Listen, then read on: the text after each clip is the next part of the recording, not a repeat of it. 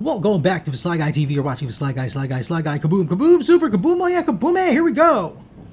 Oh, yeah, yeah.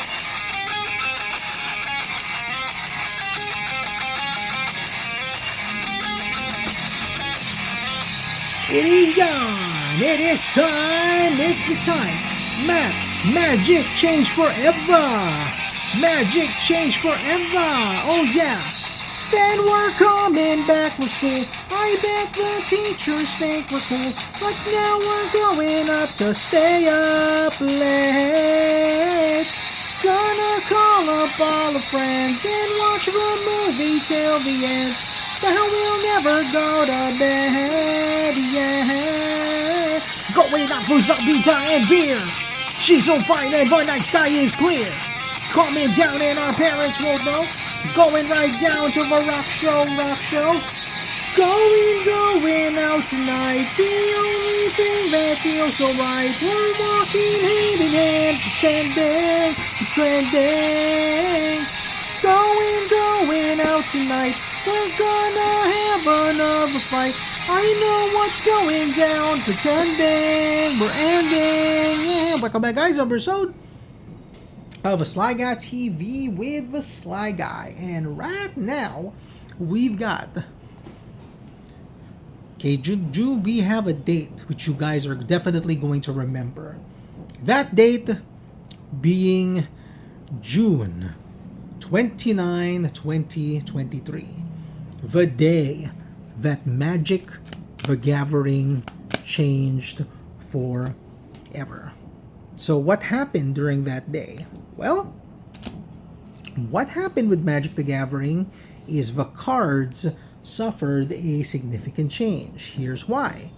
Hasbro executives saw that Yu-Gi-Oh cards, okay, this is Yu-Gi-Oh, when Yu-Gi-Oh was a big thing back in 2003, which was roughly around 11 years ago. Yu-Gi-Oh cards had better looking foils than Magic the Gathering cards. Now, the executives asked, why do MTG cards have relatively dull looking foils, but Yu-Gi-Oh cards have shinier, better, brighter foils? So, in an attempt to go with the flow, what they did is they changed an iconic card face design forever. And when I mean iconic card face design, this was a card face which most people associated with Magic the Gathering way back in the 90s when Magic first came out. Now, if you look at the cards to the right, if you see them in a binder, the very first thing that will come to mind is, wow, these cards look old. These cards look like tarot cards. They're magical in a way. They have this distinct look, which makes the cards look classic. It gives Magic its identity. It's what sets Magic apart from other card games. The art, the card face, the look. I mean, look at this. This looks like it's something out of a Bible. And this looks like it's something out of a comic book. This one looks like something, it's an illustration from like a David Attenborough anime book. This looks like something out of Lord of the Rings. It's really iconic.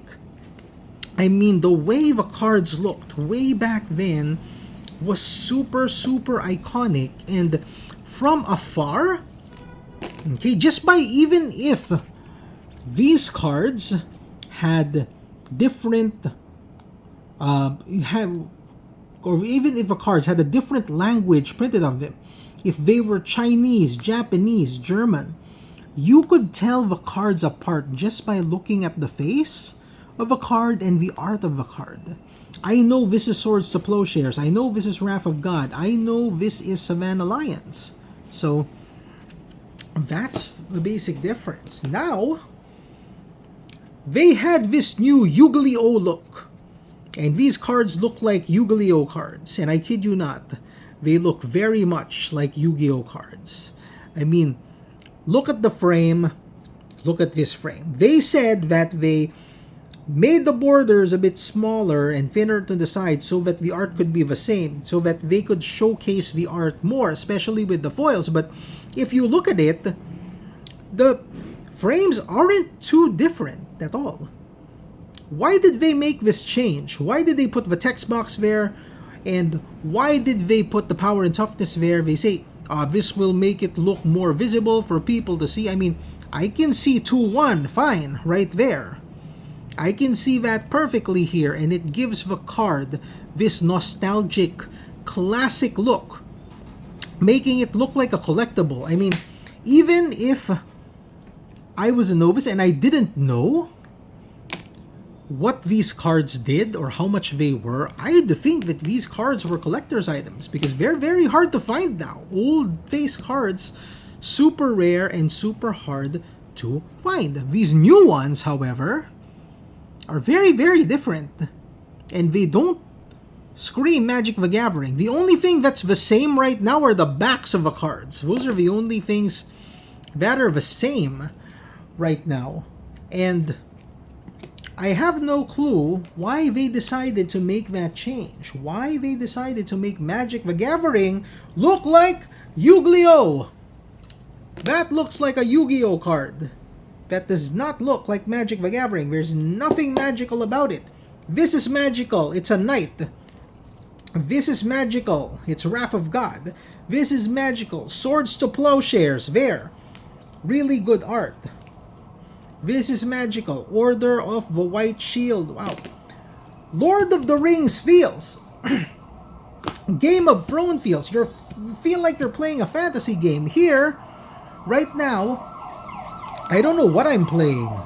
It's like you're playing Hearthstone or something. It's not Magic the Gathering. It's not how Magic originally looked like, which is why now you have a lot of leagues, a lot of old school leagues that play only with old cards. We have a pre-modern league that plays with like Urza's Saga, Tempest cards. They do not have the new cards. A lot of the players who got tired of Magic the Gathering and the changing card face back then, they just completed their collections and they quit. That's all they did. They got so tired of Wizards of the Coast, and Wizards of the Coast, and basically how Wizards of the Coast just dictated how everything wanted to, how they wanted the cards to look. So it's just sad how Magic ended up. And right now, with Universes Beyond, you're gonna have SpongeBob in Magic the Gathering. You're gonna have Rick from The Walking Dead. You're gonna have Negan from The Walking Dead. You're gonna have the X-Men. That's not Magic the Gathering. That's Versus. That's Animehem. That's Marvel Versus. That is not Magic the Gathering. So, I don't know what this game became. I have no idea what became of the game, because we're receiving a lot of player backlash for making Universes Beyond legal in Standard.